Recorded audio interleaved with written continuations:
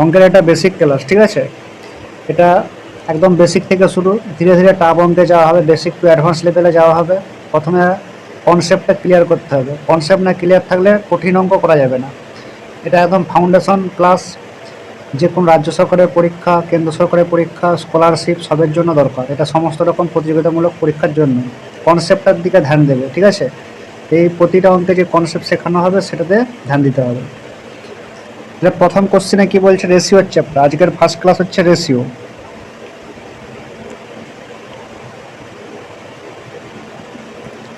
Ratio মানে অনুপাত, ঠিক আছে? অনুপাতের চ্যাপ্টার।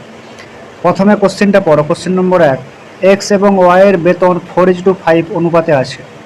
যদি দুজনের বেতন 5,000 টাকা বাড়ানো হয় তাহলে অনুপাত কত হয়? 13:15।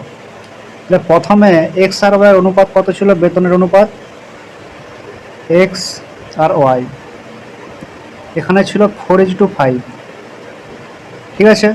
এবার এখানে বাড়ানোর পর কত হয়েছে? 13 আর 15, ঠিক আছে?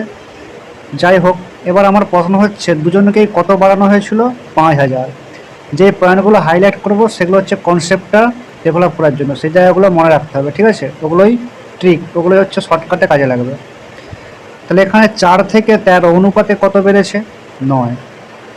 এখানে অনুপাতে কত বেড়েছে? 10। কিন্তু এখানে তো দুটোতেই সমান বাড়া উচিত, যেহেতু দুজনের 5,000 করে বেড়েছে। তাহলে এখানে আমার সমান বাড়া নেই, ঠিক আছে? তাহলে সমান, তার মানে রেশিওতে আমার সমান বাড়া নেই। রেশিওকে প্রথমে এই যে গ্যাপটাকে সমান করতে হয়। যখন দুই ক্ষেত্রে একই রকম বাড়বে বা একই রকম কমবে তখন এই অনুপাতের গ্যাপকে সমান করতে হয়। বোঝা গেল ব্যাপারটা?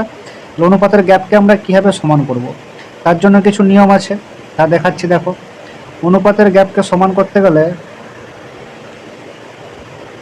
1 মিনিট, হ্যাঁ।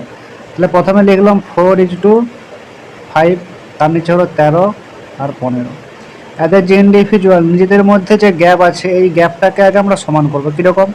এইটা 2 আছে, এইটা 1 আছে, এই মানটা দিয়ে 1 গুণ আর এর মান দিয়ে 1 গুণ, মানে গ্যাপটা দিয়ে। তাহলে অনুপাতটা পাল্টে যাবে, পাল্টে যেয়ে কী হবে? এক্স আর ওয়াই এর বর্তমান অনুপাত কত হবে? 2 4 কত?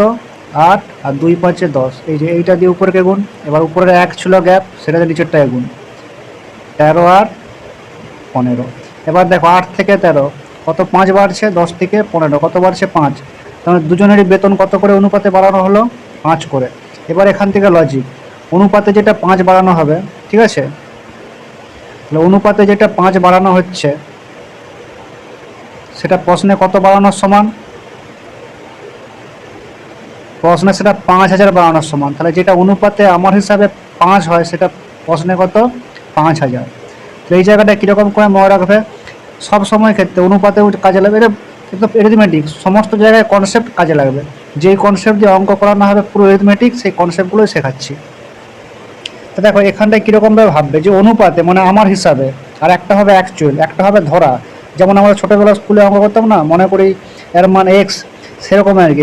এখানে এগুলো সব ধরেছি আমরা। তাহলে আমার যে ধরা মান সেটা প্রশ্নে কত সমান? তাহলে আমার যেটা অনুপাতে 5 বাড়ছে সেটা প্রশ্নে কত বাড়ছে? 5,000।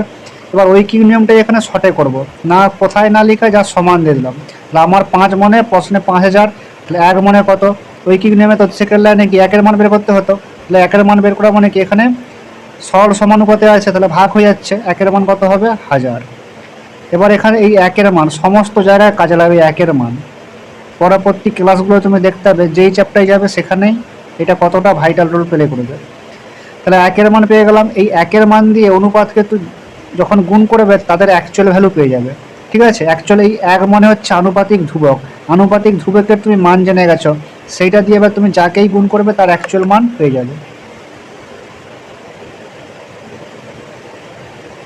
এবার দেখো এখানে কি বলেছে, এখানে হচ্ছে যে আছে এক্সের বেতন নির্ণয় করা। তাহলে এক্স, আচ্ছা আর একটা জিনিস বলার, এই যে অনুপাতটাকে গ্যাপকে আমরা সমান করে কি করলাম? চেঞ্জ করে দিলাম। তো এখন এই অনুপাতের কোনো ভ্যালু নেই, এখন এইটাই অ্যাকচুয়াল অনুপাত হয়ে গেল।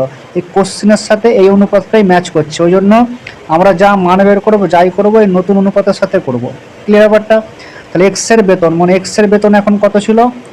এক্সের বেতন নির্ণয় করুন, মানে এখন না বললে সবসময় পূর্বে যেটা অ্যাকচুয়াল, সেটা এক্সের বেতন কত আছে? 8। 8-এর মান কত? তাহলে 1-এর মান যদি 1000 হয়, তো 1-এর মান যদি 1000 হয় তো 8-এর মান কত হবে? 8,000। অ্যান্সার কত হলো? 8,000। যদি এখানে বলা থাকতো যে বর্তমান বেতন কত, তখন সেটা বের করতে হতো। কোনটা? এই যে এইটা 13 মান। ওয়ার বললে ওয়ারটা হতো। ব্যাপারটা ক্লিয়ার হলো? কিছু বলা নাই মানে আগেরটা বের করবো, ঠিক আছে।